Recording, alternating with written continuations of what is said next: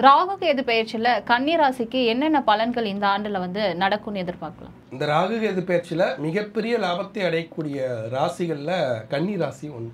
ஏன்னா அந்த ராகு கேது பெயர்ச்சியில் வந்து பார்த்திங்கன்னா இது வரைக்கும் சனி பகவான் வந்து பார்த்திங்கன்னா 6ஆம் இடத்துல இருந்தால் அது இப்போ 7ஆம் இடத்தை நோக்கி நகருகிறார். திருக்கணித பஞ்சாங்கப்படி பெயர்ந்துச்சு, மார்ச் மாதம் 29 பெயர்ந்துடும். வாக்கிய பஞ்சாங்கப்படி நகர்வார் அப்படின்னு வச்சுக்கோன்னா அடுத்த வருஷம் 6/3/2026 திருநள்ளாறு சனி பெயர்ச்சி தான் நமக்கு வந்து சனி பெயர்ச்சி.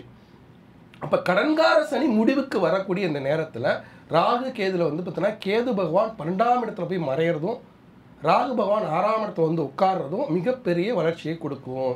நிழல் கிரகங்கள் சாயா கிரகங்கள் என்று சொல்லக்கூடிய ராகு கேது வந்து மறைவு ஸ்தானத்தில் இருக்கும்போது மிகப்பெரிய வளர்ச்சியை கொடுக்கும். அதுக்கு தகுந்த மாதிரி குருபலமானது நமக்கு இல்லை. குருபலம் 10ஆம் இடத்துக்கு போனாலும் அடுத்து வரக்கூடிய குரு பயிற்சி 11ஆம் இடத்துக்கு வந்துடுவார்.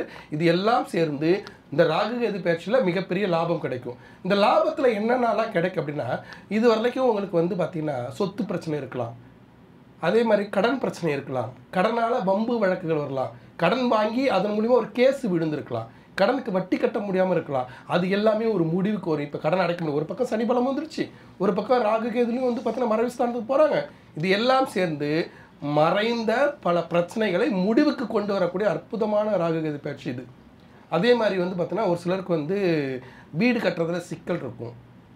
ஒரு கடனை வந்து பூதகாரமாக வெடிச்சிருக்கும். எப்படின்னா வட்டிக்கு மேலே வட்டி கட்டி இந்த கடனெலாம் எப்படி அடைச்சி முடித்து நம்ம வெளியே வரப்போகிறோம், நம்ம அவ்வளோதான் இதோட காலி அப்படின்னு முடிவுக்கு வந்திருக்கக்கூடிய கன்னிராசிக்காரர்களுக்கு அந்த முடிவெல்லாம் மாற்றி அசால்ட்டாக அடைச்சிட முடியும். நேற்று வரைக்கும் பவுன் வந்து ரொம்ப கம்மியாக விலை விற்றப்ப வாங்க முடியாமல் தவித்து கொண்டு இருந்த கன்னிராசிக்காரர்களுக்கு இன்றைக்கி பவுன் அதிகமான விலை விற்றாலும் அதை வாங்கக்கூடிய வருமானம் வரும்.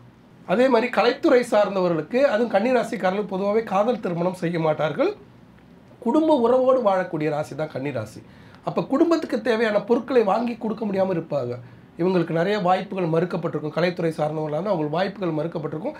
நல்ல திறமைசாலியாக இருப்பார்கள், ஆனால் வந்து வாய்ப்புகள் இருக்காது.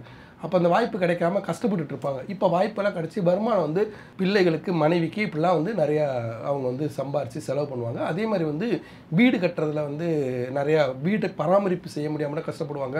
வீடு கட்டுறதுலேயும் சில சிக்கல்கள் இருக்கும். அது எல்லாமே இந்த ராகு கேது பயிற்சியில் சரி செய்ய முடியும்.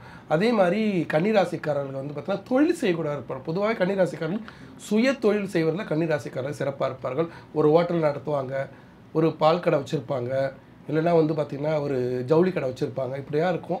அவங்களுக்கெல்லாம் இந்த ராகு கேது பயிற்சி மிக சிறப்பாக இருக்கும். கன்னிராசிக்காரர்களுக்கு இந்த ராகு கேது பயிற்சி தொழிலை விரிவாக்கம் செய்வது, தொழிலில் ஏற்படக்கூடிய சிக்கல்களை சரி செய்வது, தொழிலில் லாபம் பார்ப்பது, கடையை கூட பராமரிக்க முடியாமல் கஷ்டப்படுவாங்க. இப்போ கடையை அழகாக செட் பண்ணிட்டு நிறைய வருமானம் பண்ணுவாங்க.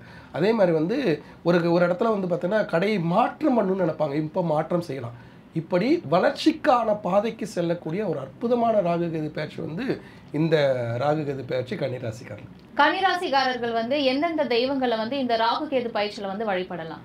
இந்த ராகு கேது பயிற்சியில் கன்னிராசிக்காரர்கள் வழிபட வேண்டியது அப்படின்னா 12ஆம் இடத்துல கேது பகவான், 6ஆம் இடத்துல ராகு பகவான். அதனால் கன்னிராசிக்காரர்கள் பொதுவாக அவருடைய தெய்வம் யார் அப்படின்னா 108 திவ்ய தேசங்களில் முதன்மையாக இருக்கக்கூடிய ஸ்ரீரங்கம் அரங்கநாத பெருமாள். அந்த அரங்கநாத பெருமானை ஒரு சனிக்கிழமை காலையில் பள்ளிகொண்ட பெருமாளாக படுத்து கொண்டிருப்பார் சயன கோலத்தில். சனிக்கிழமை காலையில் விஸ்வரூப தரிசனமாக நீங்கள் போய் வழிபடணும். தலையை பார்த்து வழிபடும்போது கேது தோஷமானது விலகும். அவர் காலை பார்த்து வழிபடும்போது ராகு தோஷமானது விலகும். அதை வந்து சனிக்கிழமையில் போய் வழிபடுங்க.